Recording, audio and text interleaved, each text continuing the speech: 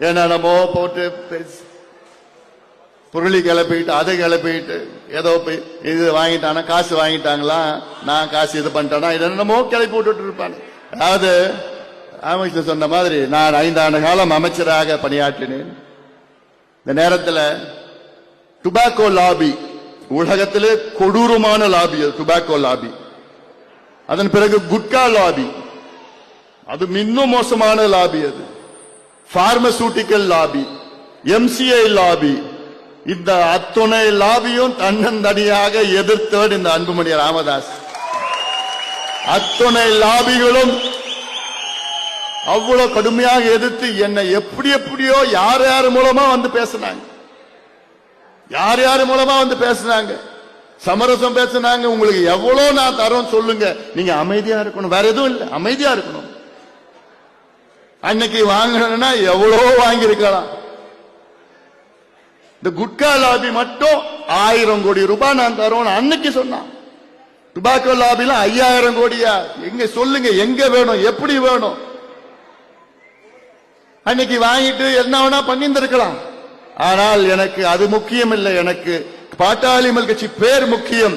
தமிழ்நாட்டின் இந்தியாவில் உள்ள இளைஞர்களுடைய நலன் முக்கியம். யாருக்கும் தெரிஞ்சிருக்க போறதில்லை. உறுதியா இருந்தேன் நான், கடைசி வரைக்கும் சண்டை போட்டு உறுதியா இருந்தேன் நான். பணம் எப்படி வேணா சம்பாதிச்சுட்டு போலாம், எப்படி வேணா சம்பாதிக்கலாம், இது பெரிய வேலை கிடையாது. ஆனால் நம்முடைய கொள்கை, நம்முடைய உறுதி, நம்முடைய பேர், அதுதான் முக்கியம் நமக்கு. எவ்வளவு சந்தர்ப்பங்கள் இருக்கிறது. அதனால இவன் அப்படி சொல்லிட்டான், அவன் அப்படி சொல்லிட்டானா பார்த்துடலாம். என்னென்னமோ போட்டு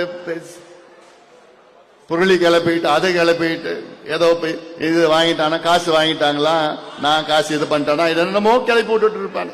அதாவது அமைச்சர் சொன்ன மாதிரி நான் 5 ஆண்டு காலம் அமைச்சராக பணியாற்றினேன். இந்த நேரத்தில் டுபாக்கோ லாபி உலகத்திலே கொடூரமான லாபி, டுபாக்கோ லாபி. அதன் பிறகு குட்கா லாபி, அது இன்னும் மோசமான லாபி. அது பார்மசூட்டிக்கல் லாபி, எம்சிஐ லாபி. இந்த அத்துணை லாபியும் தன்னந்தனியாக எதிர்த்தவர் இந்த அன்புமணி ராமதாஸ்.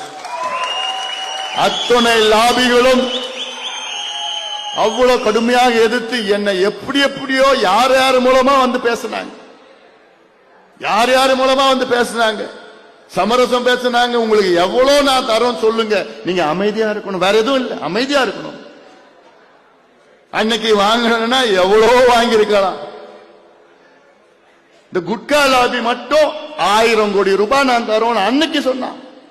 டுபாக்கோ லாபில 5000 கோடியா, எங்க சொல்லுங்க, எங்க வேணும், எப்படி வேணும்.